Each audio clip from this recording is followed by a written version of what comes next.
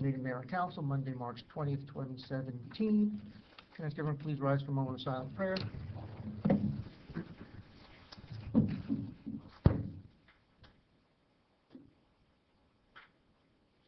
Please shoot according to your and salute to the flag.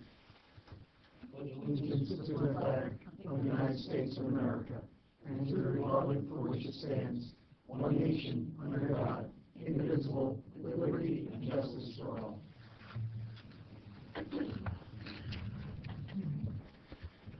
Adequate notice of this meeting has been provided by posting on the bulletin board in Borough Hall, by email to the Ridgewood News, the Record, and by submission to all persons entitled to same as provided by a law of a schedule including the date and time of this meeting. I'd like to remind all members of the public that we have 3 fire exits in our council chambers, 1 on each side of the dais and 1 in the rear. Roll call, please. Councilman Trivia is Councilman Farnell, Councilman Here. Here. Councilman Eno is I texted him. He might be running late on the train from the city. Councilwoman Davis. Here. Councilman Avaleo. Here. And Mayor Menard. Here. Alan, you want to just run through those borough administrator topics? Most of them like to pretty straightforward. Thank you, Mayor. First of all, in the stormwater, we will see if we can, if we have time to do the video inside around the clerk's computer later on. Public is invited to attend and watch the video on stormwater regulations, which the Mayor and Council are required to do by mandate. May I interrupt for a second, please, Mayor? I just got a text message from Councilman Canigo. He is being delayed on the train. He should be here as soon as possible. Okay. Sorry. That's quite all right. Thank you, Mayor. On the second topic, the public question on the renewal of the municipal open space levy. As you're all aware, we had a hearing on that topic previously. I'm here tonight to ask if there's a motion to place this on the November ballot. We would do a resolution on April 3rd, and as you're aware, it is at the rate of a 1 penny or 1 cent tax. Raises about $145,000 a year. To make that motion. I would second. Any more discussion? All in favor? Aye. Any opposed? Okay. Thank you. And you'll have the language from the last time? Yes, yeah, we'll provide that to you on the April 3rd meeting. Next topic is the tax bill stuffer. We've provided the Mayor and Council the letter which has gone into our tax bills each year. I would just like to know tonight whether you're interested in continuing the same format, whether you want to change the format. If you keep it the same, we'll start to work up the numbers and show it to you once again. But if you want a change in the format, then we could hold this over to another work session and you could bring your ideas to the table. I'd be inclined to maybe add a little more information. I think people have a lot of questions about the makeup of the budget, so we may want to try to put a little bit more information. Maybe for the Finance Committee or whoever else wants to try to come up with some way of presenting a better totality of it. Because I think there's still, this is basic information, but I think people have a lot more interest into what actually the budget's comprised of. Just from a teaching point of view, to add a pie graph would probably go a long way into helping people visually look at it, because right now you have decimals on there, and that can be hard to process. I also think maybe looking at some broad categories year to year, with revenues, total appropriations, surplus, just so we're not getting in too much detail about that, but just give the big numbers that people can plug in and see where. I think that's a great idea, but we have to be careful to turn the word revenue, surplus into common vernacular, because right now they are not. So I should be guided by the Finance Committee on this? I would refer to the Finance Committee for. I can work on something and disseminate it to Mary and Gary. Yeah, nothing to say overly complicated. No, that's on one page. Yeah. So. And I'm sure other towns might have something, so I'm sure if you look online, you may find what other towns have, and we might find something that's suitable. Okay. We'll do. Don't believe Mr. Gibbs served on the budget committee this year? No, that would come off. Okay. Yeah, no, we should check that. Yeah. All right, thank you, Mayor. Councilman Chinigo just reported that he should be here in 20 minutes. Thank you, Mayor. The next topic is local budget review. On certain years, the Division of Local Government Services permits the borough's chief financial officer to review the budget document to ensure that it's in compliance with all the state statutes and regulations. I have distributed to the mayor and council the regulation as well as my checklist that I've gone through to ensure that we are in compliance. You have my certification as well to that effect. The state does give the mayor and council the option of agreeing or not agreeing with the CFO on this. If you disagree, then the review would go down to the state. During certain years, it's not every year that we do a local budget review. There are mandated reviews on certain years by the division. Next year, our budget will go to them for review. If you agree with my certification, then a resolution would be put on the April 3rd meeting confirming our compliance with all of the statutory and regulatory requirements. The auditor has reviewed the introduced budget document and has signed off on it as well. Someone want to make a motion? So moved. Second. Any more discussion? All in favor? Aye. Any opposed? And listed for April 3rd. Thank you, Mayor. We'll list that for April 3rd. The next topic is a budget amendment to the introduced budget. I'm proposing that we amend the budget for two reasons. Actually, it's one reason. It's the snowfall on March 14th. We did bill the County of Bergen another $2,080, $2,860, and we also incurred during that storm $22,733 in expenses, salary and wages, and other expenses, salt, gasoline, diesel fuel, etc. If we amend the budget tonight, we would include a revenue for the county services and an expense, so there's no effect on the tax levy. The way we would work this budget amendment for the other expenses is I would be reducing the Public Works salary and wage line and the other expense line and the petroleum line for the exact same amount that we would increase the emergency side. So that's a zero effect. It's a no effect on the budget, no effect on the taxes as well. The advantage to the borough here is that by moving these expenses outside of the cap, it's also an exclusion for the levy cap as well for next year. So we gain a little bit more cap flexibility than we would if we just included these expenses inside the normal budgets. So you do have a resolution in front of you tonight for that reason. I'm not suggesting that we reopen the whole budget process, although you certainly have the option of doing that tonight if you so desire. We have had a couple of other requests. John Lynch has asked for another $600 to repair a generator in the police department. The emergency management coordinator has asked for a little over $9,200 for a generator for the ambulance for REVAS as well. What I'm asking for tonight are these two amendments on the emergency snow. If you desire to pass this resolution tonight, we can stay on track to adopt the budget on April 3rd. This amendment will require a hearing and advertising, which Stephanie and I will schedule and get done tomorrow. If you desire to open up the whole process for other amendments, then I would recommend that we schedule a special meeting on March 28th to deal with all of that, and we still may have to extend out the budget calendar because of any additional amendments that you might want. So I'm prepared to take any questions, Mayor.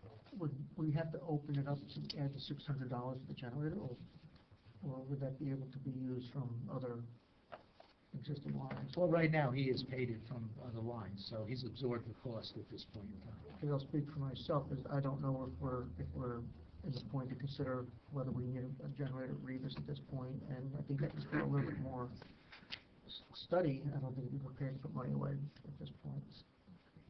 The generators for the building or? I believe so, yes, for the building.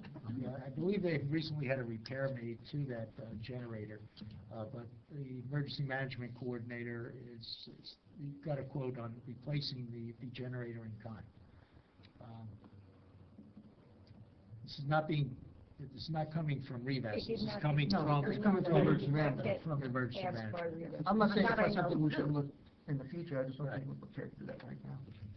I agree with you, Mayor. I don't wanna necessarily open up the budget process again, I would just recommend that we pass the resolution making the changes that Alan's Do requested. they have one that works right now? I mean, it got repaired, but it's Got kind of on repaired. its, It's very old. it's on its last legs, and it's something maybe for next year. Okay, that's all I have on the budget amendment, unless there are other questions. Mayor, it's, the resolution is attached to your revised agenda, if and when you're ready to look at that. I think we'll have to take it down. Somebody wanna make a motion? Make a Adopt motion. resolution 17-126. I make a motion to move resolution 17-120. Are you saying 6 or 7? I think it's 7. Oh, 6 is, Yeah.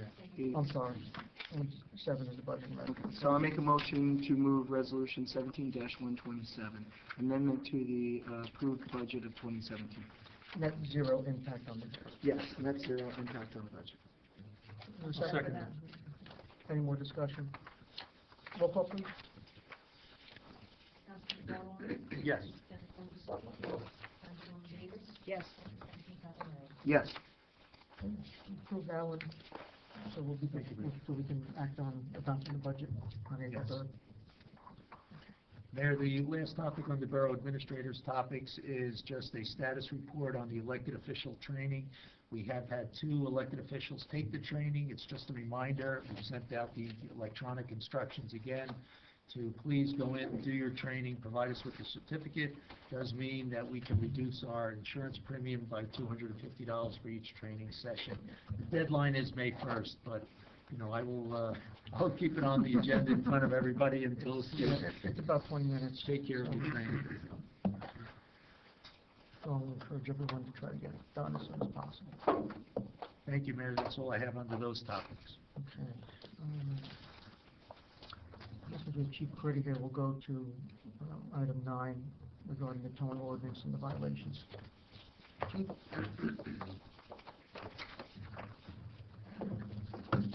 Evening. Thank you. I passed out to the council earlier a report that I prepared having to do with a breakdown of tow fees that were charged relative to the snowstorm January 7th and January 8th. And it lists 4 different tow companies that were collectively responsible for 24 tows, and the borough is a breakdown of each of the towers' costs, the types of fees that were included, and the concerns that were raised as a result of a citizen complaint that brought certain items on the tow bill to the attention of the police department. Specifically within the towing ordinance, there are several provisions that govern the fees that a tow service may charge. And there's also a prohibition against them charging for anything that's not enumerated within the ordinance. In several of these cases that I've outlined for the council here, the towers charged fees including a lockout and no key fee at a $60 cost. And that's not provided for in the ordinance. When the towers were questioned about the practice, they stated that because they had to remove the linkage on the vehicle because the car didn't have a key in it in order to free up the transmission, they were charging that as a separate fee. Also, there's a section in the ordinance that does mention an administrative fee, but the way it's listed in the ordinance, there's some question as to what exactly it applies to. It's under section D in the ordinance, which appears to deal with issues having to do with the cleanup hazmat, spills, road cleanup, et cetera, and the administration charges under that fee. Several of the towers stated that it was their understanding that they were charging an administrative fee because it's there, and they have its administrative, cost in the office, so they charge an administrative fee on each of their tows. There's another element in the ordinance that refers to a yard fee that can be charged. And when asked how the yard fee was applied, some towers stated that if they had to tow the vehicle again within their yard, within the confines of their yard for any reason, they charge a yard fee, and that was a $60 fee. That's a $60 fee is allowable by the ordinance as a yard fee, but the term yard fee is not specifically addressed as to what it entails. Another tower stated to us that the only time he would charge for moving a car within the lot would be if an insurance adjuster, for example, came to the lot following a collision and needed the car towed to a separate location for an estimate or for any other work to be done on the vehicle, then there would be a yard fee attached under those circumstances. So we have a couple of areas here. One is that there are descriptions of procedures within the ordinance that probably need further clarification as to what they entail and when they're instituted. And the two other areas involve fees being charged for things that are not allowable under the ordinance. And the last one is a practice that was engaged in by several of the tow services, which was requiring cash for the release of the vehicle, and that's specifically prohibited in the ordinance. The ordinance states that you have to be able to take a credit card. In one case, a woman had to walk a considerable distance to get to an ATM machine to withdraw cash to go back to the tow service.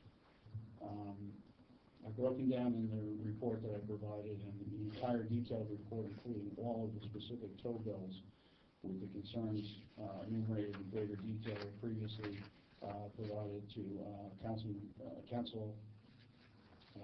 Borough Attorney, Sarlo,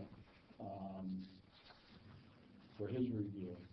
And what I'm asking the Mayor and Council to do at this point is to take some consideration into either a revision of the ordinance or of an adjustment made if some of these charges are in fact deemed by the Borough Attorney to be outside the scope that can be charged by the tow services, to have those services liable for the difference in fee to be refunded to the customer. Of note, one of the tow services towed 12 of those 24 vehicles. In two of those cases, there was only a $125 charge for the tow. No winch was involved, no storage fees because the vehicles were paid for immediately, and that was the entirety of the tow at $125. In three other cases, there were tows that involved one-day storage and no winch, and those came to $167.75. There were two at $200, which were a tow, winch, but no storage. Four at $242, and that involved one-day storage and a winch. And then there was one that had 3 days of storage that came up to $328. That was all from just, one tow or 12 tows. There were no yard fees involved, no administrative fees, no lockout fees. And the vehicles were able to be picked up 24 hours a day. That particular business is in operation as a 24-hour operation. And several of the other businesses listed, there was, in one case, 7 tows at $461 each. All of the tows associated with it had a lockout fee, an administrative charge, and a yard fee. Another tower had 3 tows at $504. Every one of those had a lockout fee, an admin charge, and a yard charge. And another one had 2 tows at $413 and one at $477. One had a lockout fee charge. I'm sorry, both of those had a lockout fee charge and the admin charge. The difference in those two costs had to do with a difference in storage. But if one tow company can do 12 of these tows, with the average bill being just slightly over $200, and having none of those disputed fees involved, I think it illustrates that there's some discrepancies here that have to be addressed. I'm not so sure the discrepancies or they're just ignoring what our ordinance says. And my own personal opinion is that whatever fees we're not supposed to be charged, we should get refunded back to our residents. And going one step further, the one company, I believe we should take further action against, the one who made the person walk to an ATM machine in the snow, and then come back, and then go back, and then come again. I think that's not the kind of practice that we should want. It's bad enough for a resident who, whether you want to say it's self-created or not, gets into the situation where their car is towed, then to pay $505, be asked to walk in the snow to go get cash, which is not allowed, to be harassing, you can't come on a Sunday because it's a Sunday or whatever, and then to have the attitude exhibited from what I was told by this person who went through this, I just think it's unacceptable.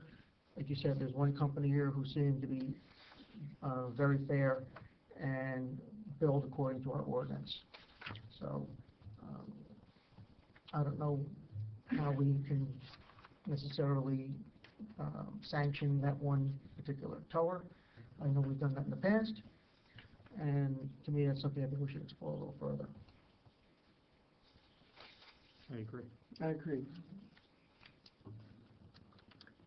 Because I didn't ask that, you know, we could have had the resident come in, but I didn't think it was necessary for her to come in and tell her story. I don't know if everybody was copied on it, but it was, you know, it's quite distressing for a resident to go through that. You know, bad enough you get your car towed. There was some, and I had spoken to Chief about it. The timing was there was some confusion, I would say, but again, at the end of the day, I defend the ordinance. I think the ordinance is necessary, and I told the resident that you know, I think the ordinance is necessary for public safety, but you shouldn't add insult to injury the way it was done in this case. So I would suggest that, you know, you work with Mr. Sarlo to clean up the language on the ordinance, and if we can do something with that one particular towing company, I think we should pursue that. We're looking to seeing what we can do now with that one towing, but obviously when that tower comes back to renew his license, we can always invoke a hearing and bring him in, and you can either, based on all of this, you can either accept or reject him at that point. I don't know if the borough will have the authority to compel refunding. It's a contract between the person and the towing company, and if they feel they were overcharged, that's something that they would have to bring a small claims court or something like that. We're just setting the ordinance, so us reviewing it on their behalf and compelling them to pay, I don't believe we're going to have the authority to do that, but they certainly have a right to do that if they Well, then certainly we don't choose. need to use them if they choose not to follow Correct. our. Well, that's the thing, that's right. So we can see if we, in the ordinance, if we can bring them onto the carpet immediately. Because they're eligible to suspend tow them. anytime, right? That's After correct. snow, so That's they're, after snow. so they're eligible to anytime. They don't have a contract with the borough. No, They're towing on our list, the rotating list where they're called for tow services, just in a rotation, and that's based on them agreeing the provisions that are within our ordinances. And in this case, several cases here, they couldn't The provide. borough can have a hearing and suspend them from the list based on this. Do we have to have a list, or can we do this by doing an RFP once a year and for services? Don't you send it out every year and see who comes in, and then you do the Yeah, background check every year? Every they- year. They submit applications to be on the tow list. They go through a review process. There's an inspection of the facilities themselves. They're supposed to have our ordinance provisions posted in their offices. They're supposed to adhere to the fee schedules, et cetera. So it's not an RFP process? No, it's not. They come and they apply, but if they, just as we had that one situation, I believe, a year ago, 2 years ago, yeah, we denied them an application, I believe, Yes. for that. So we certainly can do that when they come back up for review. And I think we can do that now. If they violated our ordinance, we can bring them in and have a hearing on that. and suspend them from the list for the remainder of the year. If you'd like to, sit down with me later Yeah. and review the And specifics review the and then ordinance. determine. Yeah, it's a two-track. Yeah. What happened and where do we go from Yes, here? exactly. So, no problem. Be happy. Very good, thank you, Chief. Thanks, Chief. Thank you, Chief.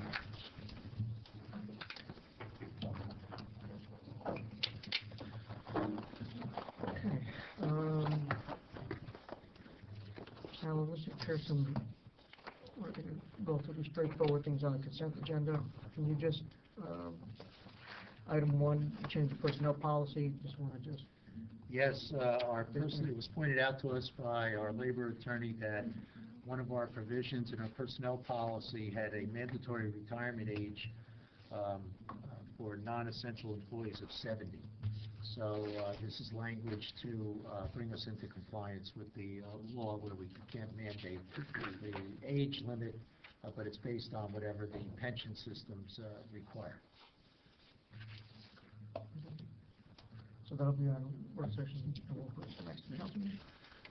Item number two, Alan, contract for the AEDs. I would defer to the borough attorney. He's been very involved in the language of the agreement and has a status report for you. Mayor, has gone back and forth with Cardiac Science. There's about 8 areas of concern for me, with the input from Alan and everyone else. We have narrowed all of those concerns down. We're down to 2 concerns, and they're more as to one, processing of payment, which I believe we have resolved. The second one, it was late fees.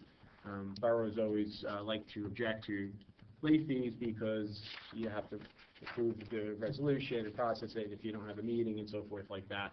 But they're adamant that they do not provide, they stay with their language with regarding to late fees. And that's where we're stuck with on the late fees. So I'm working with Alan about how we can avoid that, and if they can provide us, if they can agree to provide us with the invoice ahead of time. Well, when does their late fee kick in, is it 30 days? The language of the contract just says due date. So Yeah. they send you their bill and there's a due date on it, I guess.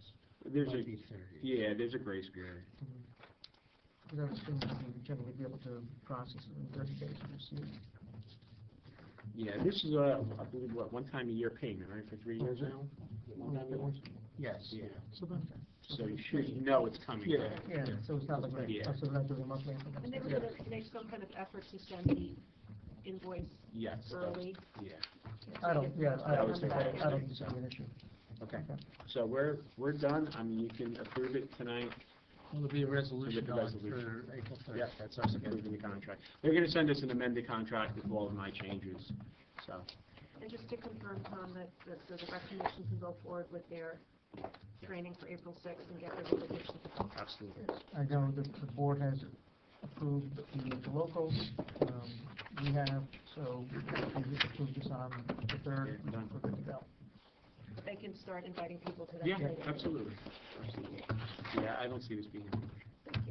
Thank you. Item 3 is, review with Nature's Choice for vegetation, we do have recommendations from Mr. Lynch. Yes, you did. They went out and got quotations, and this was the best choice, least costly. $14. Cubic. This is for vegetation disposal, $14 a cubic yard. You have the 2 quotes for $15 and $17.95. So, Mr. Lynch's recommendation is Nature's Choice, and that's on for your consideration at the next meeting. Item number 4, Alan, just want to update the council, I believe, the billing issue with regard to the decorative lighting.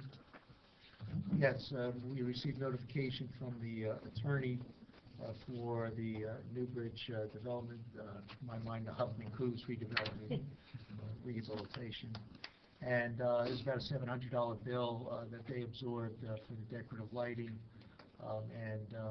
We should refund that to them, and then we will contact Public Service Electric and Gas and have the accounts turned over to us. So those are metered to the building, then? Obviously. Yes, yes, we have to have it changed. The developer's agreement requires that they put the utility in, but it doesn't require that they maintain the service.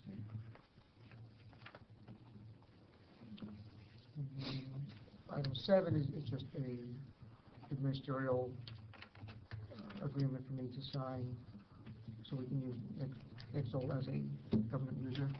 Yes, non-emergency, we can send out messages over Nixle that are non-emergency. Okay. All right.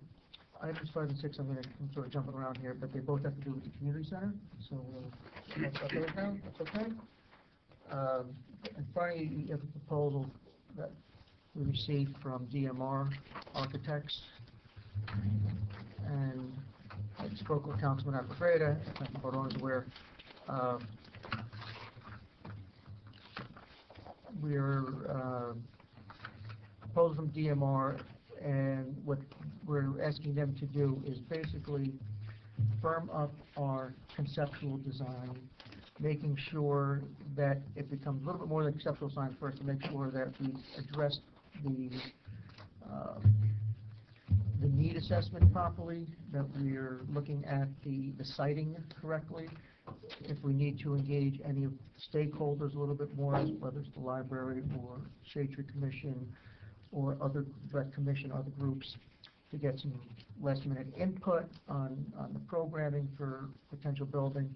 They will handle that and then bring us through a detailed preliminary design.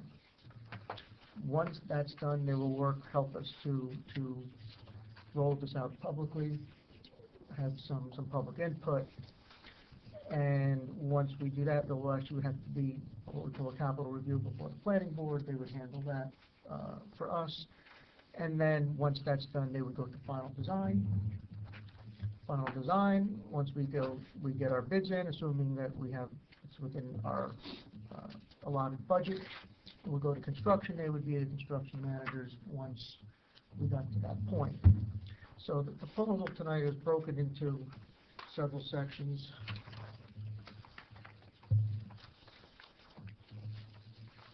And it's listed on page 7 of the proposal. Task 1 is incorporating 3 subtasks. 1 is a generic site visit, review existing conditions. 2 is where I talked about the programming and the concept phase, and 3, schematic design, which is probably a little bit more than a concept. It would be a pretty detailed concept design at that point with a cost attached to it. And those 3 tasks, the fees are $32,000, which seems like a lot of money, but when you're getting into the detail of the design now and the amount of input that's going to be required, I think that's a fair price. This is, I believe it's time materials, not to exceed. Concurrent with this, we also have a proposal this evening from Mr. Costa, because to proceed with some more detailed design, we need to get a complete boundary and topo survey of the whole area, including part of Monument Park, Cultural Center property, the Old American Legion property, and the library property. Mr. Costa has a proposal for that for $12,000 tonight. This money can be taken from the trust account that we had for the community center, and there's still adequate money to cover these fees at this point. If we proceed in a timely manner, the DMR folks say if it all comes together, we could still be looking at getting this out to bid this year and potentially breaking ground, as long as there's no major changes or surprises in terms of scope, or if we run into any kind of site conditions which we're not aware of at this point. But nobody seems to think there could be a site issue that'll, cause us any difficulty. It's not like what happened with the lights, something like that. So, it'll set it down for consideration at the next council meeting. So, Mayor, the only thing, I've been in support of the community center since I got on the council. I think this is a good idea, but we have not yet seen any plans, not even a more basic plan as a council. I mean, I saw one briefly many months ago that you showed me, but we're moving ahead with this, and the council still hasn't seen plans. When will, if we move ahead with this, if we approve this, does this lock us into the plans as they are currently drawn? No, that's a concept. Yeah. That's a concept. But in terms of the size and Yeah. that's not going to change because that's pretty much based on what our construction budget is. The layout may change, and that's why we're gonna do a little bit more of this programming to see if there's any tweaks we wanna make internally. Essentially, we're looking to have one large meeting room. Yeah. And other spaces. Those other spaces will be determined through, refining programming. So the And- council of the whole will have some Oh, there'll be input. plenty of input, as Right. as we step up, yeah, no. So we'll have some smaller stakeholder meetings with the groups.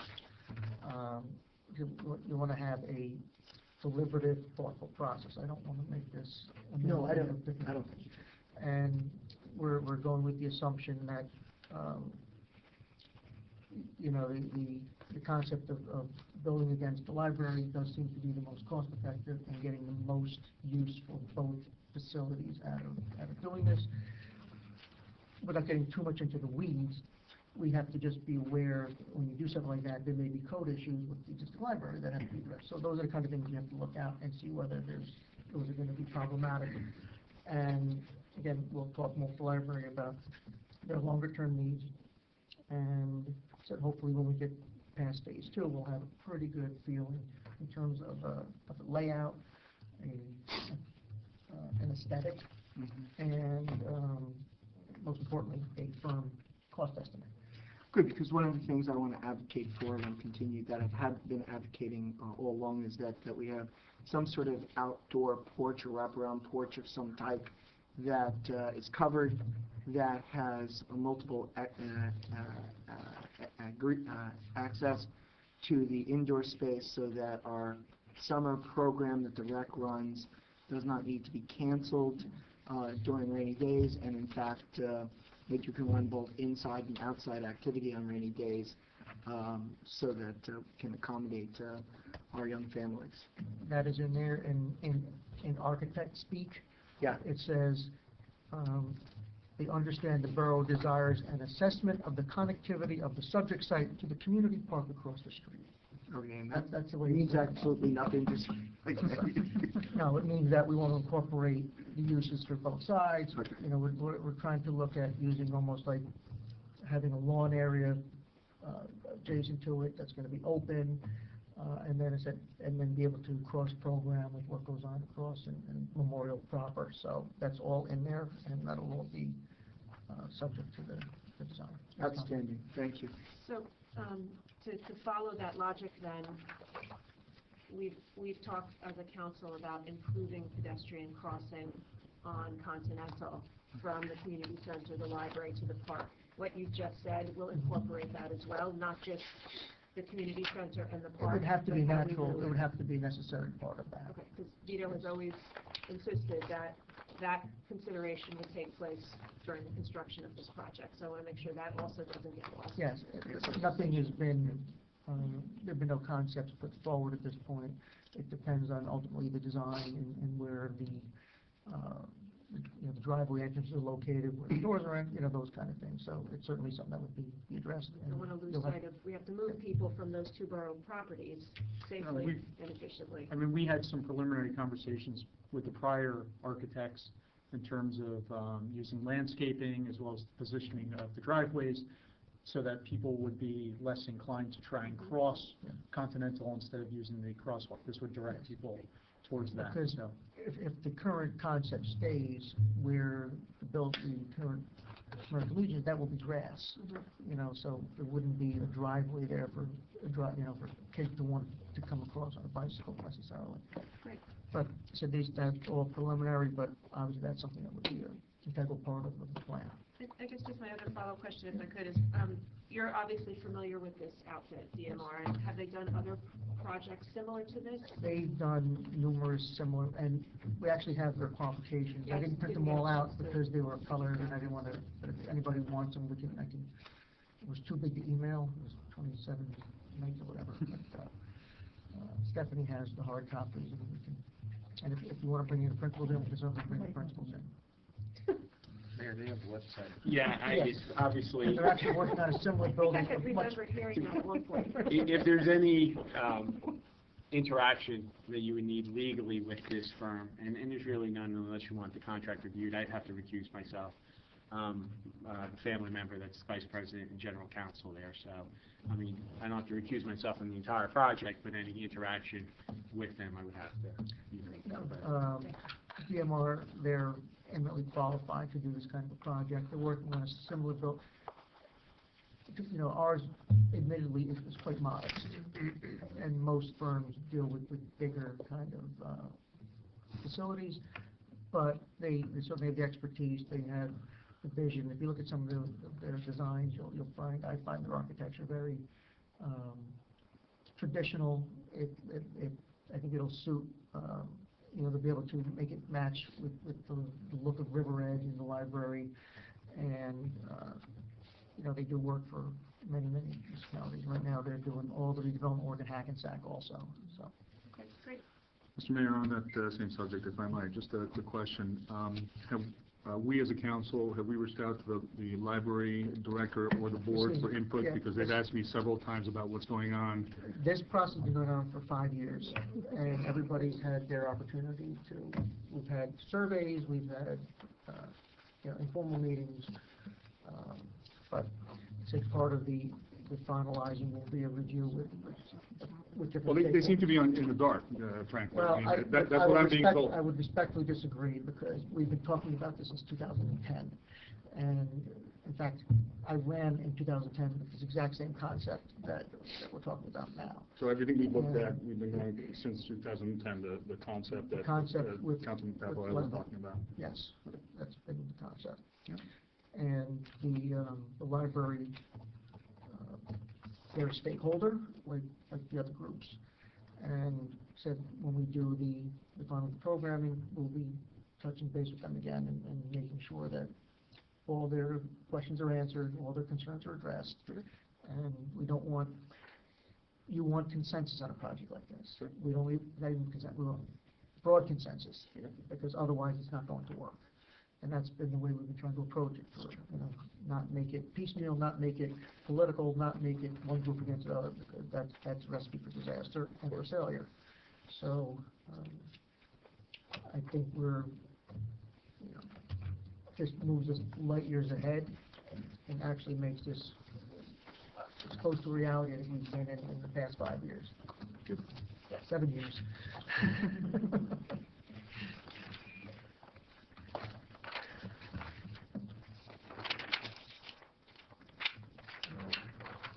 Move the consent agenda. So yes, got a motion then on So moved. consent agenda. Second. Any more discussion? All in favor? Aye. Any opposed? I'll speak quickly on Mayor's report on the cherry blossom fence. Short answer is it's not our fence.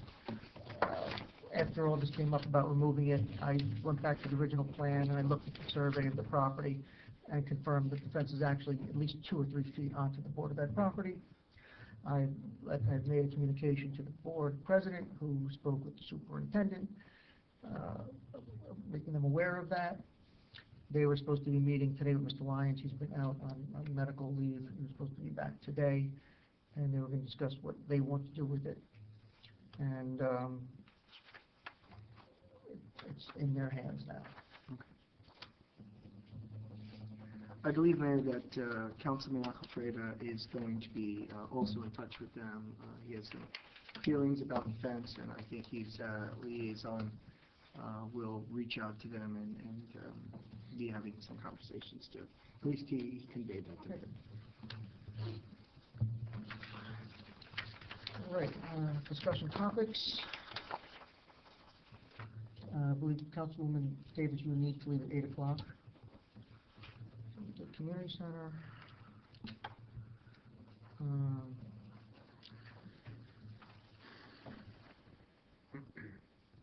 Zoning board issue. Let's talk about that briefly. Councilman Alfreda had asked suggested the last meeting we consider looking at having a single land use board. And I know Alan had requested, or we got some information from the zoning board secretary regarding the number of applications. I think that's helpful.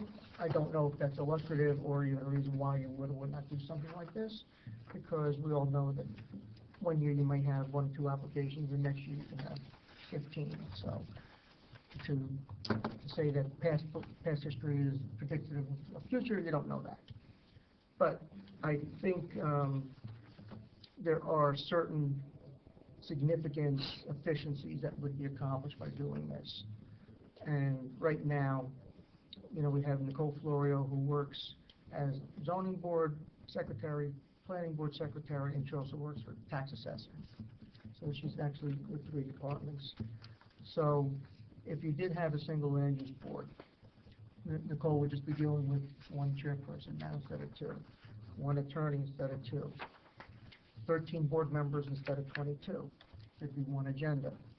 It would make it easier for her handling her publications and public notices and things of that nature.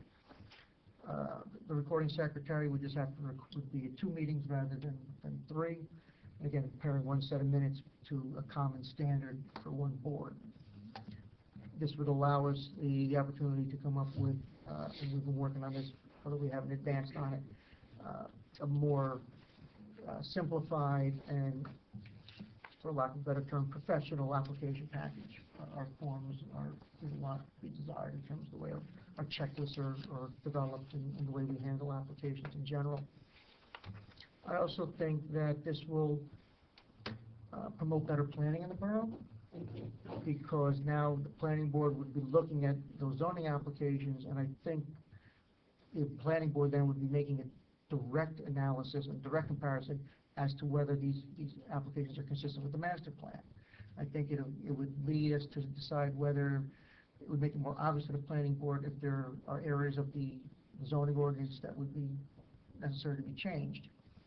And I think that just provides better insight to the planning board to help us at overall borough planning. And then I just think it streamlines the process for residents and for future developers. So, you know, based on that, I said there are numerous towns who have done this. Obviously, the legislature has encouraged this because over the years they've increased the threshold for towns' populations to do this without having to go to a referendum. It started out, I believe, you know, when the land use law first was codified in the 70s, it was, you know, populations under 2,500. And I think it went to 7,000, and it went to 10,000. Now it's 15,000. So, so many towns have been doing it, and for the most part, in my experience with them, is that they work well. The only, I don't even want to say downside, the one caveat that's in the law is that when there is what they call a D variance under the zoning, generally use variance, expansion of non-conforming use or structure, height variance over 10%, density, not complying with a conditional use, and there's one more maybe, that myself as mayor and Councilman Freda as the Class 3 member are not allowed to participate in that, relegating the 9-member planning board to 7, which is a standard zoning board size, and per land use law, for a D variance, you need 5 affirmative votes of a 7-member board. So it's set up to do that. So, you know, I think it's certainly worth something us considering and moving forward with. It would require just an ordinance change. And essentially, the power, and Mr. Soller can jump in if he wants to, we're not necessarily abolishing a board. What the legislature says is that the planning board actually assumes the zoning powers. That's correct. Is there different training that they go to for? Well, the only difference with the zoning is, what's called the D variances. Yeah. That's something the planning board Like that. generally does not Other get than involved that. with. But they would have to certainly get that part of the training. So, we either, you know, move forward, we would list it for introduction, and then move on it later. I would move to have it listed for the next meeting. I definitely think there's an economy of scale here, that you do get that more comprehensive approach to land use in the borough by combining the 2 boards. Our neighbors to the north did it, so I think you have a, you know, see that it does work. So I think we should list it. Yeah, I would not want to say that, cost savings is really a driver, because it's not necessarily a cost. No, I think it's issue. the comprehensiveness So I think, of planning. I think that's the issue. I think that's the major benefit to it. For the public, a lot of times you hear, oh, you can save money. So I would not want people to think that you're gonna be saving tens of thousands of dollars doing this. Right now, the compensation for our board professionals is pretty modest, and that's not expected to change. So, that motion, Councilman? Is there a second? I'll second. Any questions? I just wanted to Yes, ask you a sure. question. I agree with everything you said, and I think it's great if we have the board take a more comprehensive look at the planning, but I haven't heard any, why wouldn't we want to do this, Tom? Is there a reason that we wouldn't want to do this? I mean, you said you had a lot of experience with this. Yeah, we've done, I'm Right, sorry, but, try and keep it separate, but we've done it in our town, we've had absolutely no problems doing it. It creates efficiency, there's just cost savings, but I agree with the mayor, it's minimal. A lot of towns are going to it. Other thing is getting volunteers to do it, getting volunteers that are qualified, that want to really put the time in. Obviously, only having 9 is, or 7, and then you're 2 appointed things. So we've had no problems with it, and the towns that I've appeared before as an attorney representing applicants. In those type of boards, I've had no issues at all. Yeah, I mean, I didn't have a chance to go through earlier years. We've gotten all the applications, and Nicole did a good job. But I actually went back and pulled the resolutions to see what some of them were specifically about. And so, just for argument's sake, between 2011, 12, 13, and 14, we did not have any D variance applications, which means they're all called bulk variances. Basically, it would have been a house addition, a fence, a pool, and a lot of driveway issues. I told Councilor Papalato about people coming in to expand their driveways, they have to go to the zoning board. And in 2016, they had 4, 5, 6, 7, 8, 9, 10 applications that I had resolutions for. Out of the 10, 4 were for driveways. One was a shed, backyard shed, that was a little bigger than allowed. 1 pool. We had 2 small additions in the rear, 1 deck.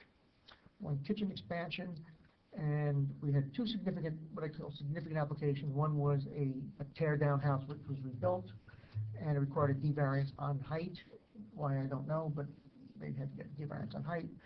And the other one was a property on River Edge Road, which was a non-conforming use, non-conforming structure. So, out of all of them, we've only had a handful of D variances, so, planning board members may not be happy, they'll have extra applications, but like I said, I think in terms of, particularly with something, once we saw 3 or 4 of these driveway applications, I would hope the planning board would say, okay, let's look at a way to modify the ordinance so people don't have to go through the whole planning process to add 8 feet of paved area, for a second car. So, anyway, I think we had a motion and a second. Any more discussion? If not, roll call, please. Yes. yes. Yes. Yes. Yes. There we go. So we'll list it for introduction. All right. Abandoned properties. I know Stephanie circulated the ordinance again. Last time we had asked Mr. Sorlow to split out vacant properties versus abandoned properties because we were getting caught up in some of the semantics about vacant properties, so we'll just deal with the abandoned properties right now, which will cover most of these foreclosure cases like we had Mr. Getter testified to last time. So any more comments on that? Yeah, we actually did that, and that was then circulated in my revisions were at the end of November, and my notes reflect that because there's going to be a potential changeover in council, we didn't want to do any introductions. We were going to wait until 2017. So we did parcel it out, and right now we're only focusing on the abandoned buildings, which is mostly the foreclosure homes. It's unless there's any changes that you have from the revisions, or if you'd like the opportunity to look at it, it's on my end ready for introduction unless you have changes. I think it's okay for introduction. If we have any questions. Sure. please. Yeah, I mean, I read through it, and I think it's good. So, can I have a motion then we'll list that for introduction at the next meeting? So moved. Any more discussion? Roll call, please. Councilman Bartoloni? Yes. Councilman Castillo? Councilman Canida? Yes. Councilwoman Davis? Yes. Councilman Caballero? Yes. Thank you. Library grant application for secure charging station. Alan, do you have? Here, the library director has indicated that he would like to make application for this. We generally require a resolution of the council to make the application.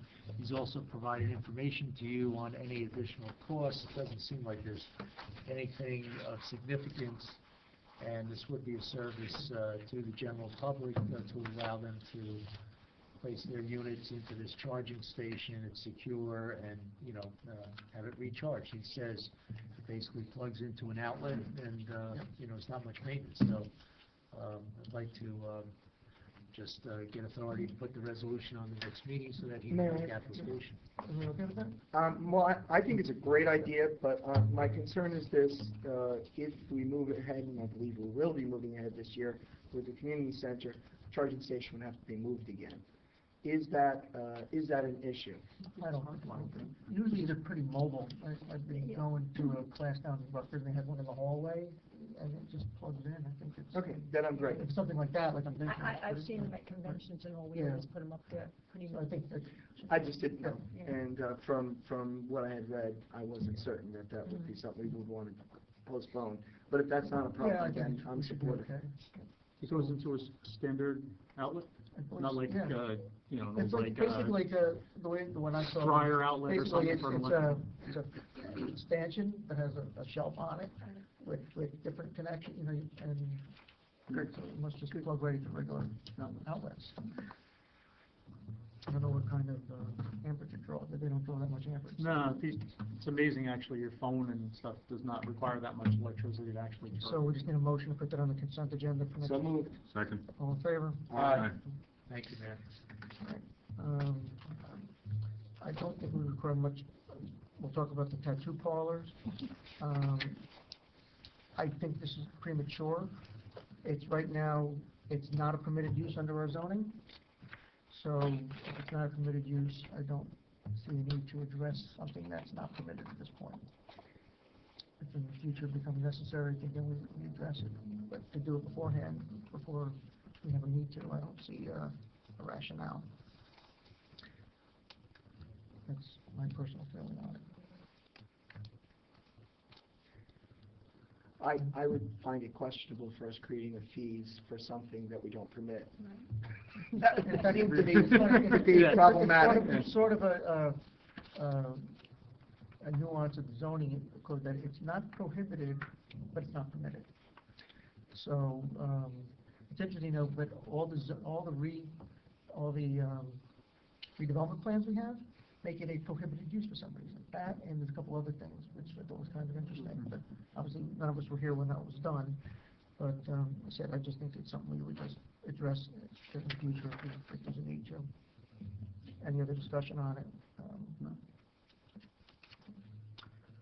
All right. Madam Clerk, would you like to update us regarding your request regarding raffle licenses?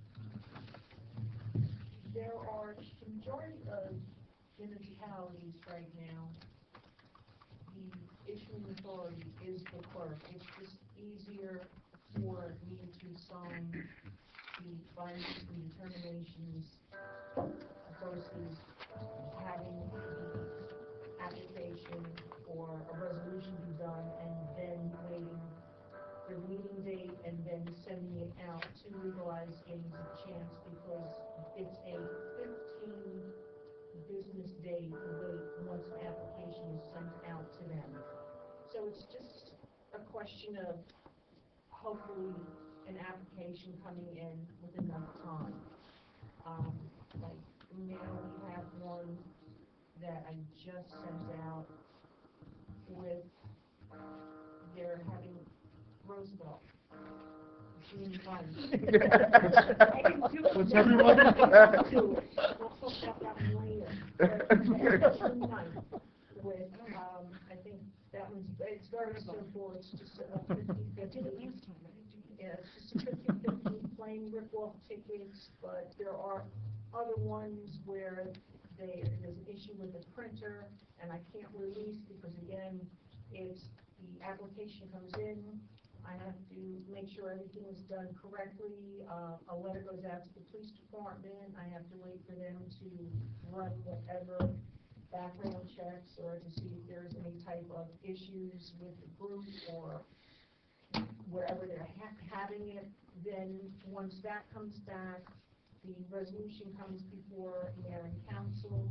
Once that's approved, that's when I can do a findings and determination, and I send it out to Legalized Games of Chance. I have to wait the 15 business days to see if I don't hear anything back, and that's when I can release the application or the license The number. question for Mr. Sorrell, this is a common practice then? Yes, very common. So it's not, we're not looking to do something. You're in the minority on this one, that's correct. That's regarding the raffle. Now, the second part, I think I even asked about it, was about the block parties. Because again, that seems to me that it should be something that should be handled administratively.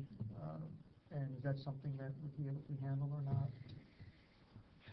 I would, you're serving, you don't have that many and you're serving alcohol, I would probably prefer that as a resolution from the mayor and council.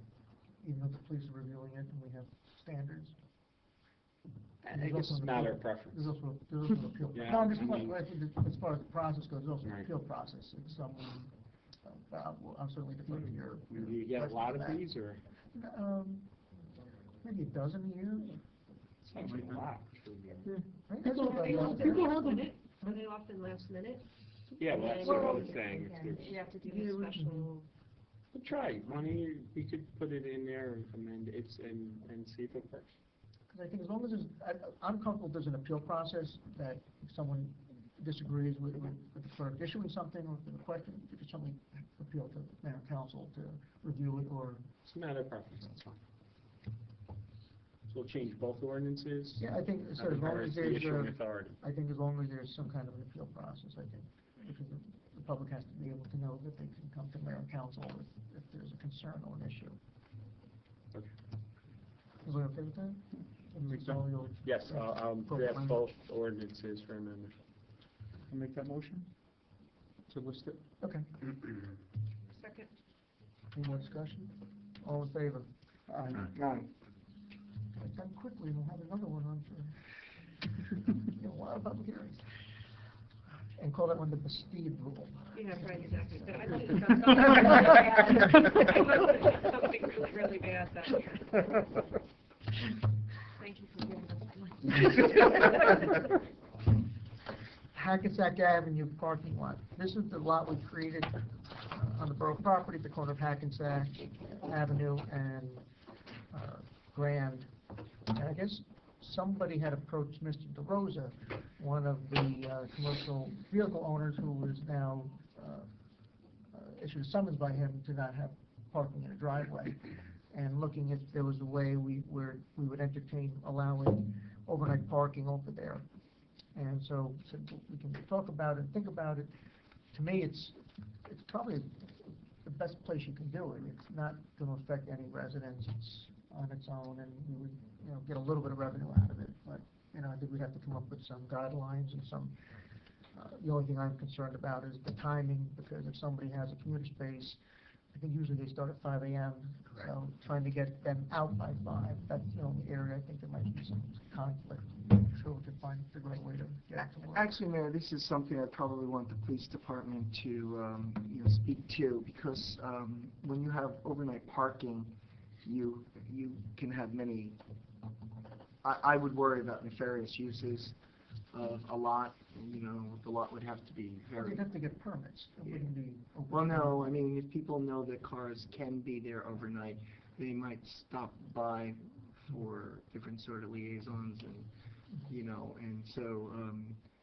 and so would the parking lot be, would we install new lighting to make sure the parking lot is brightly lit? And if so, Yeah, I just think that the police department should chime in on this, and I would be I more don't see a problem comfortable, with that. yeah, because I don't think I'd be comfortable voting on it until we had heard. No, and that was the expectation, at least just to bring it up in concept and figure out if it's something that can work. Because I said Mr. Rosa was asked by at least one commercial. Because right now, if the police see that there's a vehicle in the lot, they know that they're not supposed to be there. Let's have more for place. I'll talk to the chief. And maybe we'll see if there's other towns that have similar ordinances, so we can see what they require. Hackensack River as Superfund site. Councilwoman Bastu. Last meeting, I had asked Stephanie if she did distribute an ordinance that Oradell passed in support of the EPA's findings to encourage that the EPA declare the Hackensack River a Superfund site to accelerate cleanup, along with some press articles that were out recently. So I was asking the mayor and council to consider passing a similar ordinance as Oradell had done, as Hackensack had done, as I think some other boroughs along the Hackensack will as well. Yeah, I understand that we do have properties along that Hackensack that are listed by the EPA. I don't see why that would impact us showing support for the findings that the EPA has released. Because we wouldn't want them coming to us to pay, But I think, again, to me, it's premature. I think there's errors in the article, to be honest with you. They keep referring to these samples that were taken, and there were samples were taken in September. They have not been published, and I don't know why they keep talking about results. The results they're referring to are data that is from 1999 to 2006, and that's what was used for the preliminary assessment. They did take samples over last summer. Like I said, they finished in September, and as far as I can find on the EPA website, DEP website, anywhere, any kind of Rutgers or any other kind of academic website, I don't see those results. Furthermore, the samples they did take were limited between the mouth of Newark Bay, and they didn't even quite go up to Overpeck Creek, because most of the contamination is in that stretch. They keep saying that the whole 22 miles is contaminated. There's no evidence of that. They haven't released the samples yet, and that's not to say it may not be up this way. But most of the contamination are between where there are already listed Superfund sites, particularly down by Berries Creek, and there's a couple of other major facilities down that way. So I would be curious to see, and again, when I looked, the Riverkeeper had an article in their newsletter, and they keep saying that they gave the Hackensack River a hazard ranking of 50. I don't find that in any literature. I found they gave Berries Creek a 50, but Berries Creek is not the same study. So I wanted to get a little more information and to see where, because apparently they may have taken more samples upstream to see what we're dealing with up here. The site investigation they referred to in the preliminary assessment that EPA did was basically just a site reconnaissance, where they said they're looking to identify sampling sites, and they're the ones who said there was no, and I don't think anyone purported that there's any contamination of the water column at this point. They all think it's buried sediment. So I think I just want to be careful, because I don't want to give the impression to the public that we have a running love canal next to the swim club, particularly when we have river cleanups and people going in canoes and taking water over there. So I prefer to be a little more cautious. And to be honest, again, I can't speak to the bureaucratic issues. I don't see how, if EPA wants it designated as a Superfund site, how the DEP can say no. I just don't see logistically or legally how that would work. State doesn't have to list it as a state site, but EPA has had no problems listing other sites. So I think if it's demonstrated that there are issues further north, like there may be something we want to consider. But my reading of it is that I think there's a little bit too much being represented and not enough firm science, as people like to say at this point, but it's up to the council. Well, Mayor, I think everything you said is well spoken, and I see your point, but a resolution of support, I think, simply encourages the EPA and DEP to keep it on their radar, to review it, and if there is a need, then they act on their own, regardless of our resolution of support. I see a resolution of support to be a positive thing, a proactive thing. I would support what Councilwoman Bastida said. I certainly understand and agree with all that you've said, but I think, ounce of prevention is worth a pound of cure, and I think that it's a good idea to support a resolution. They certainly aren't going to declare it a Superfund site if there is not just cause. Federal government does not move quickly with these sort of issues, so this is just encouraging the federal government to continue to keep the Nagsat River on its radar, and I think that's a good idea. So I would second Councilwoman Bastide's, I guess would be a motion for a resolution. Any more discussion? Just, I mean, I guess as a citizen of New Jersey and Bergen County and someone who spent a lot of time on the Snake River and then the Raritan River as a kid.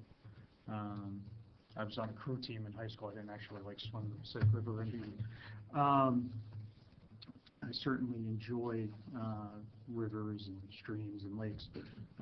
So on that front, and I did work in law school as part of the environmental law clinic for the Riverkeeper. So I'm definitely not opposed to that as, I guess, a citizen of the larger area. And I guess our congressman in his letter to the EPA, he has that larger, I guess, delegation of authority and broader scope of view. But my concern is, as a councilman of River Edge and a citizen of River Edge, the potential to get swooped into any potential litigation that may come down the road as they try and determine responsible parties. So that's my only concern. I agree with that point, but I said my other point, I said, to me, it's being sensationalized when they say that 22 miles is contaminated. Now, the latest results may well prove to show that, but we haven't seen that data. But the report they're basing it off of does not show that. It shows all the contamination is from Overpet Creek to the south. So to make it sound more than that and not having the data publicly to justify it, that's where I have an issue. I said maybe the data will show that, and then we would be more proactive if it's up here. But right now, I said I've done these kinds of studies. I've been on some. I worked on the GE case for the upper Hudson in a previous professional incarnation. So I've done a lot of this sampling work, and the other thing that people don't understand the nuance. Just because something is there does not necessarily mean it's dangerous. Yeah. And it depends on the levels, depends on the use, and I think to create concern that may not be warranted, that's always my fear. I'm not saying that this may not be this may be something that requires a lot of attention and may require something, but I just don't know if we're at that point yet. So I think I would just caution the council to be very judicious in the wording of the resolution. So it addresses what I think the state of affairs are today, not necessarily projecting what we don't know. I would just add whether our community and residents are going to be impacted by potential or existing contaminations like our neighbors to the south are. We're all one community, and we need to look out for one another. And us as a council saying we support what the EPA is saying, and we wanna see funds go to clean up this river, that's more negatively impacting our friends to the south of us is not a bad thing. Well, my point is the EPA hasn't said that yet. Well, That's, we that's, can this is, disagree. well, We can disagree. there's nothing, there's no press release, there's no findings from EPA at this point. I haven't found anything coming out of EPA that says this. They have a preliminary assessment, exactly what that means, and it was not based on real data.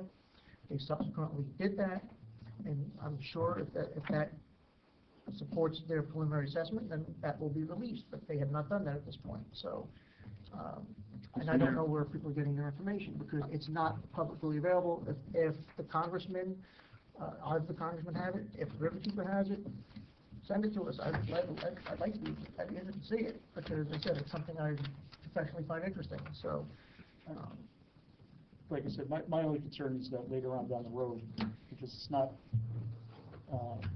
with Superfund sites, the EPA goes after the responsible parties, and they make them pay for the cost. So it's not like it's funded through the federal taxes. It's the responsible party. So I'm just, and it's all largely an academic discussion. There's 105 Superfund sites in New Jersey, and they've only cleaned up 30 to date in the last 40 years or so. I think it was in 1982 Superfund came in. There's another So thing. it's an academic, Yeah, it's virtually an academic discussion. Whether we pass a resolution supporting this, or we don't, if they're gonna come looking for responsible parties. Yeah, whether we pass a resolution's not gonna resolution or If not. we're a responsible realistically, party, you- we're a responsible party, and if we're not, we're not. We're just simply saying that we think it's a good idea for especially, given the history of the Hackensack River. I don't see how it impacts negatively on the citizens of River Edge for the EPA, for us to simply say that if there's a problem in the Hackensack River, if there's a problem upstream or downstream, we think that they should look into it. I think, given, our concern about, fresh water, and maybe this is also coming because I'm a teacher, lead in water, people have been trying to say, oh, there's not a big deal, not a big problem, but in the school I was in, they shut down 4 water fountains, and they had to repipe that. Schools all through. I don't think there's a harm in simply saying we support the idea that we want to make sure the water is clean for our children and our children's children, and so on and so forth. And that's what we're doing. And we don't even have the authority to approve this. I just think we should. Where is the urgency at this point? It's not urgency. We're just simply saying we think it's a good idea. Then why don't we wait until there's more information, until they actually come out and see what EPA says? EPA has not said anything at this point. We have 2 congressmen. I think we know that. Yeah, I know, but I think making a it's political simply. job. I think the Hackensack River is a bit of a I concern. disagree, we're not making a political. I think they are. And We are not. it's one of the, I'm not saying you, I'm saying I believe it's being made a political issue. For people who always want to talk about believing the science, let's believe the science when we get the science. We don't have it. It's interesting because the other issue that our neighbors to the south are having is that aside from all the problems with potential sediment issues, Hackensack is one of 3 Bergen County communities which has combined sewers. And EPA has made this a major, major issue, where 3 or 4 towns in this county will probably be paying hundreds of millions of dollars of upgrades. Hackensack's position is, yeah, we have combined sewers, but it pales in comparison to the quality of the Hackensack River as it is now. And that's something that I've always advocated is, address your main problems first.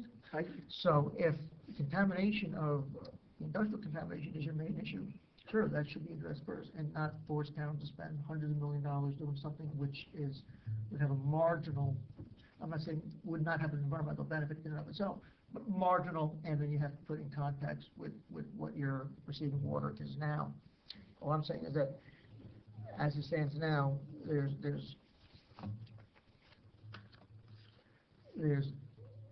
no final report from the EPA. And I don't know if political pressure is the way to get EPA to do something. And the third point is, to Councilman Bartolone's point, is that even if they do list it, I don't know how it becomes funded. That's been the issue with Superfund since 1980. to be honest, we all know that, because guys like him, it goes to the attorneys and not to the cleanups, we know that. But it's council's pleasure, I'm just giving my. No, he's right. I mean, he's right. If you ever go to a case management conference on an environmental issue, it's 50, 60 lawyers in a room, and not much else gets done. I guess I haven't seen the language of the resolution, so to that extent, I'd love to see it, and I guess to see it, like, put it on, and maybe we could talk about. We don't have to vote yes, but I think we move I'd forward. like to make a motion that we list it. And I second it. All in favor? Aye. Any opposed? Thank you.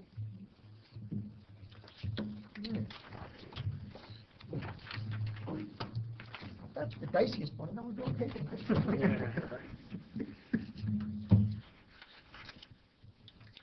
Regular unfinished business, pretty much covered Grove Street. We added 2 parking spaces. Did anybody take the permits? Okay. Talked about the community center. I don't think there's any update with Shade Tree or the sidewalk issues. No, I mean, I was, Shade Tree just met, I have my notes, I was going to briefly talk about our meetings. I'll do that when we do the council comments. There's nothing major there. Any other old business? Yes, Mayor, I just want to talk briefly, just give a sense to the council.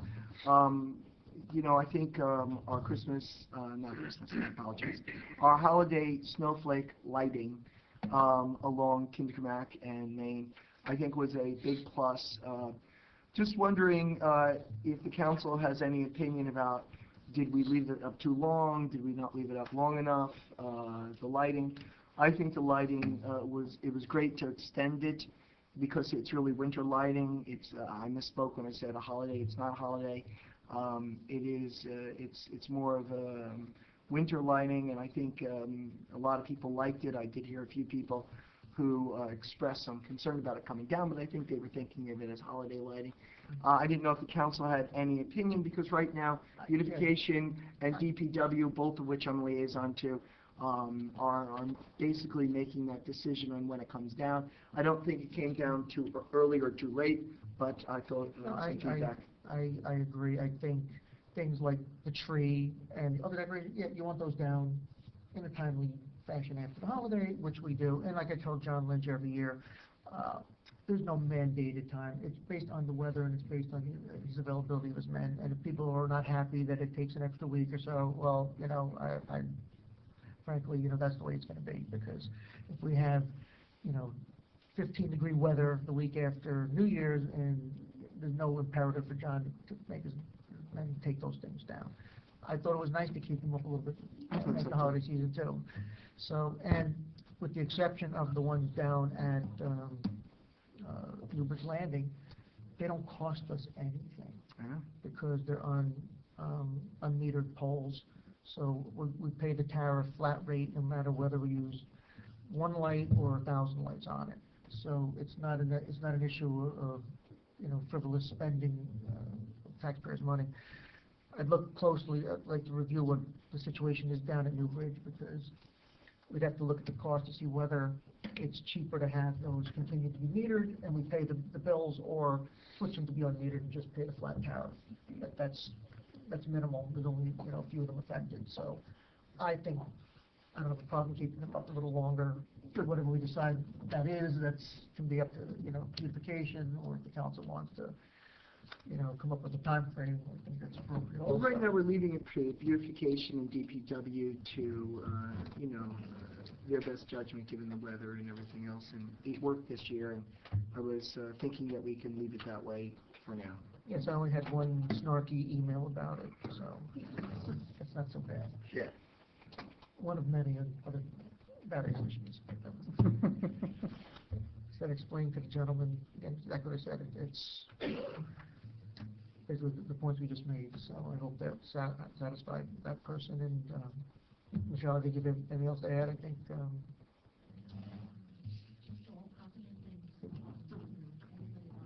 yeah, I don't think I got any negative comments on them, so I'm sure they're out there, but people like it, but everybody was positive, at least to me.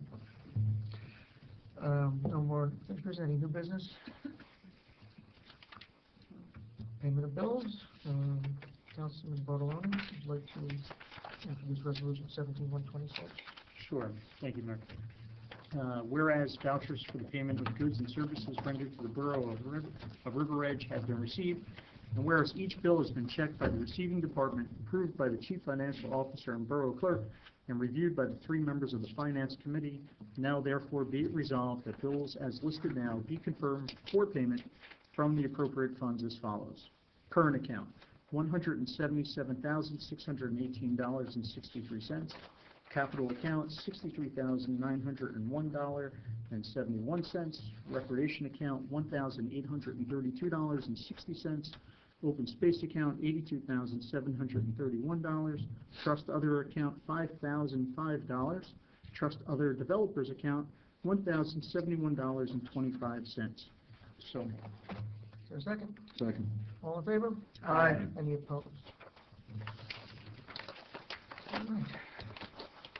Get that resolution, get that resolution. Now, a motion open to the public, please. So moved. Second. All in favor? Aye.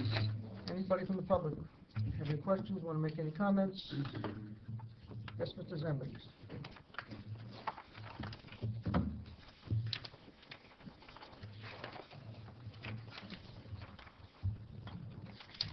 Good evening, everyone. Joe Zemedy, representing River Edge PBA Local 201.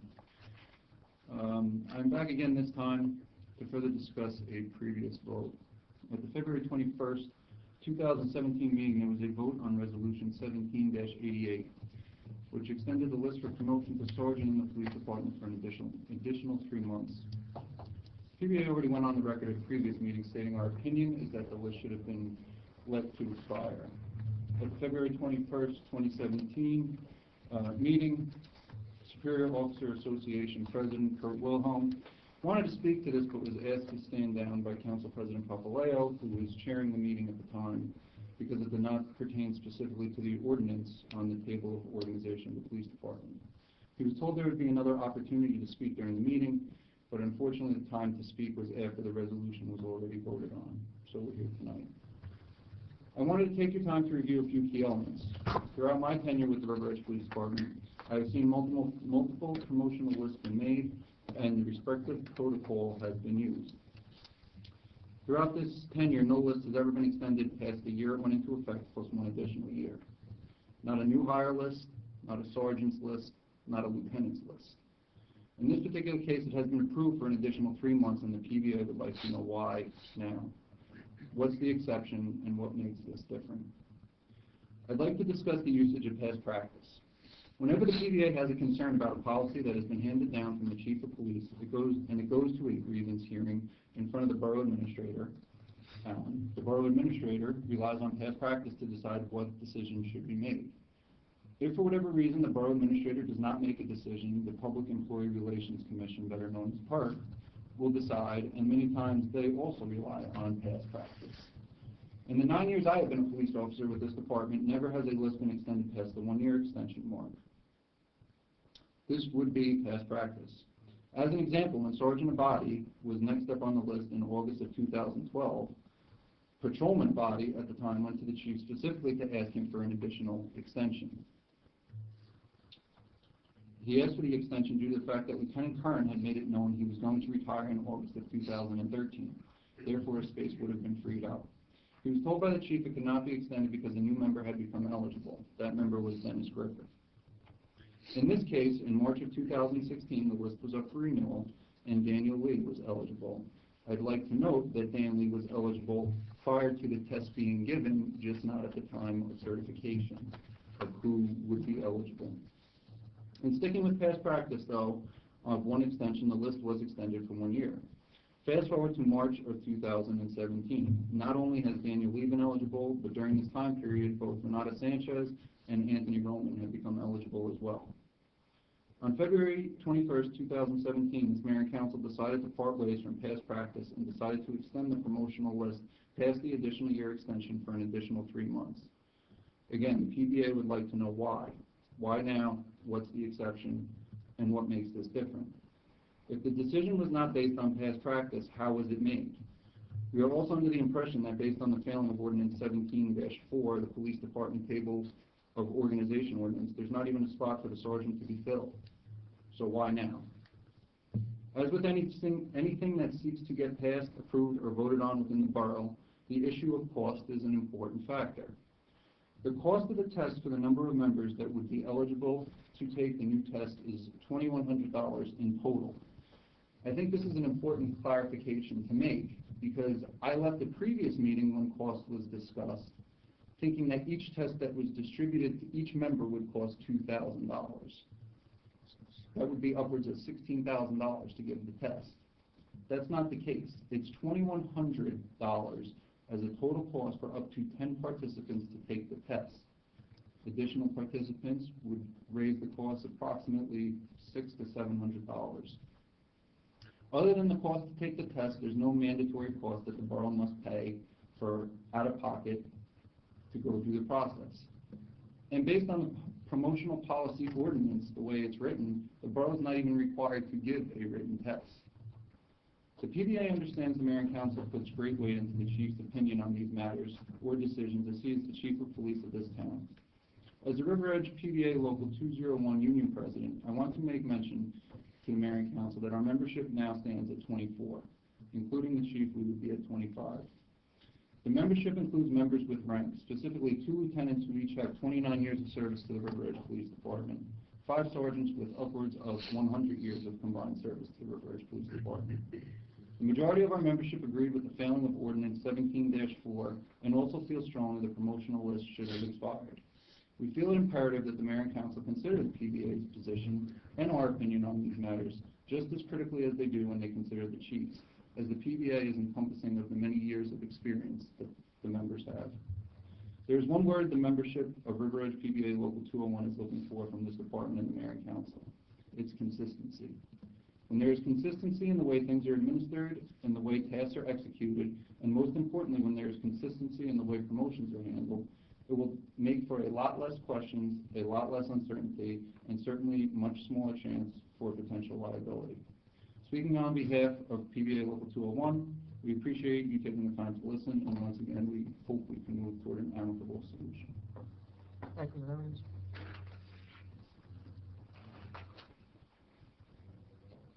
I would refer you making comments. I closed the public and you could make comments. Anybody else? Any more comments from the public? Yes. I just have a quick question. Michelle Ferretti, 193 Wayne Avenue. It's a broad question. The fees for the tattoo parlor, you're saying that the fees are not permitted, or the tattoo? No, the use is not, it's not a permitted use under our zoning. The tattoo parlor. Correct.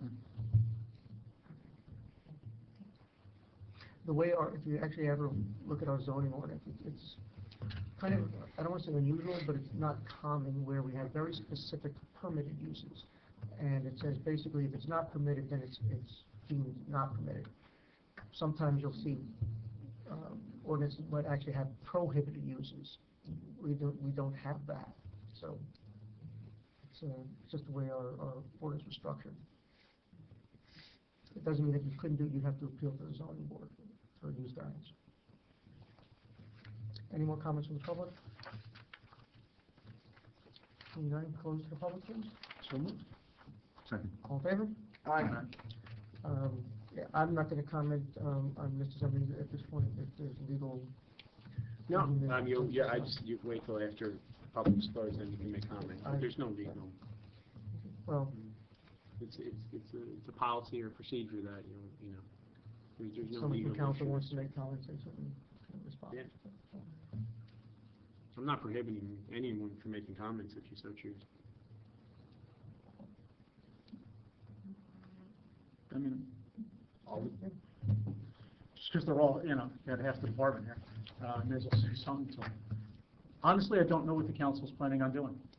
So, I don't know where the ordinance stands. I don't know what's going to happen with the promotion to a sergeant or not. It's a 3-month extension, and the council passed that resolution.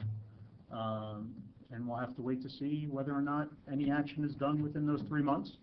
And then if the council determines to extend it past that point, I don't know. So, everything is very much up in the air. In terms of the ordinance itself, I appreciate what you're saying in terms of the written test.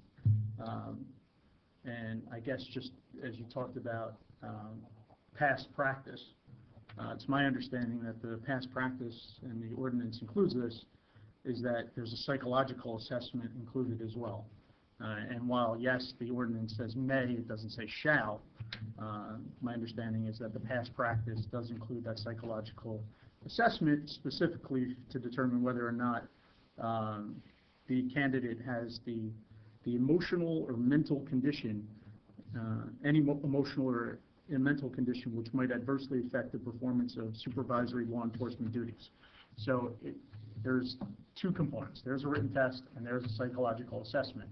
So all the candidates would have to undergo that psychological assessment as well.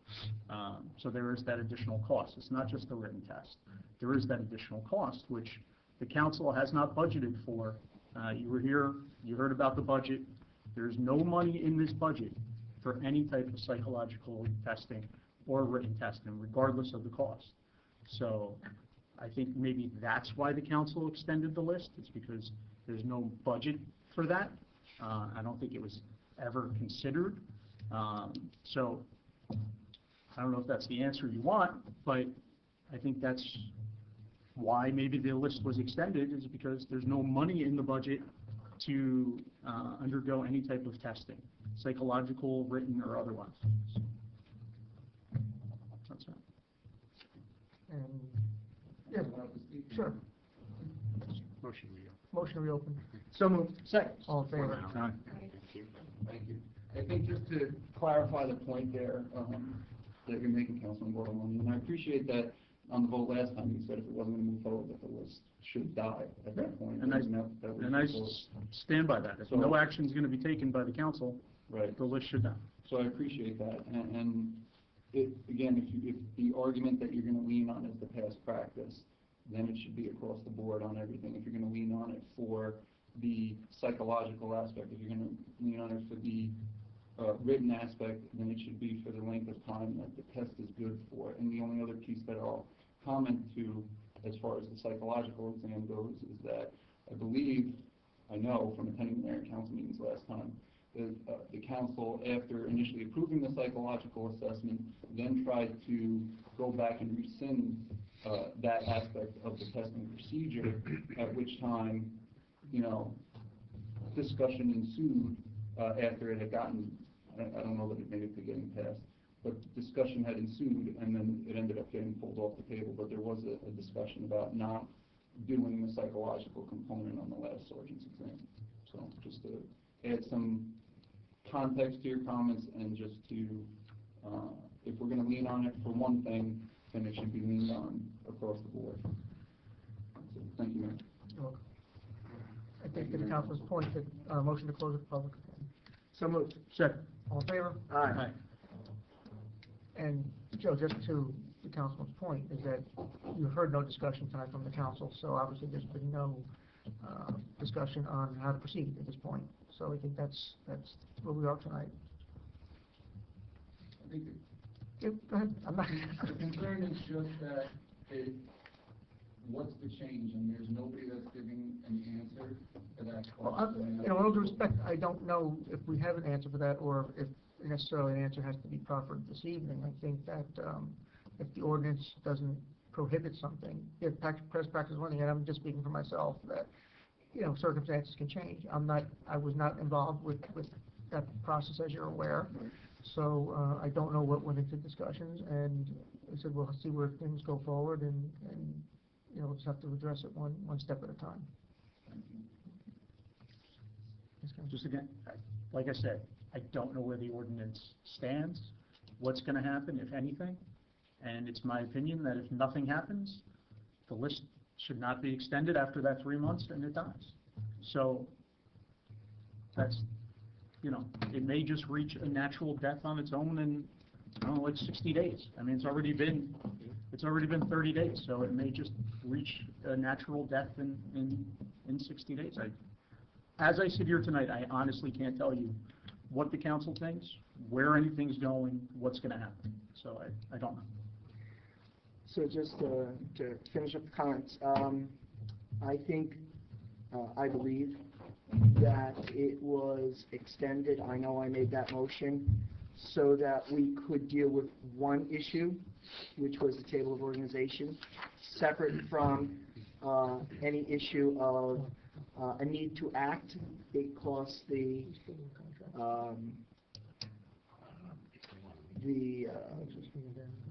list was going to expire. That was also why I ruled that the sergeant was could not speak because we were dealing with one action. I do not believe, I certainly have no desire to extend the list beyond it. I made that motion and said at the time on the record, and it was part of the video, that that we should pass that motion simply so that we could deal with one issue, table organization, without any argument or fear or persuasion that we had to rush it through, that we had to do one thing in order to meet a deadline for the other. And so as a compromise, I said, let's extend it for 3 months. And when I said that, I think I was clear, but maybe I wasn't, that I was not looking to extend it again, that this was simply to allow one discussion about an ordinance to be a pure discussion or a clean discussion without being influenced or forced by another discussion. And I think I stand behind that decision. I think that was a good decision. I have no desire to extend the list again.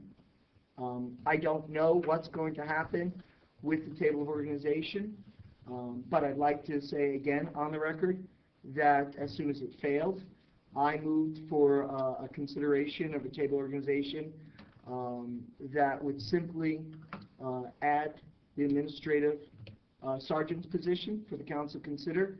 At that time, there was no support. In addition, Mr. Sorrow said that this is something that should come up in the work session. I know that at least one council person is considering bringing that ordinance back and has shared that with me. I would not be in favor of removing the captain's position if the ordinance came back.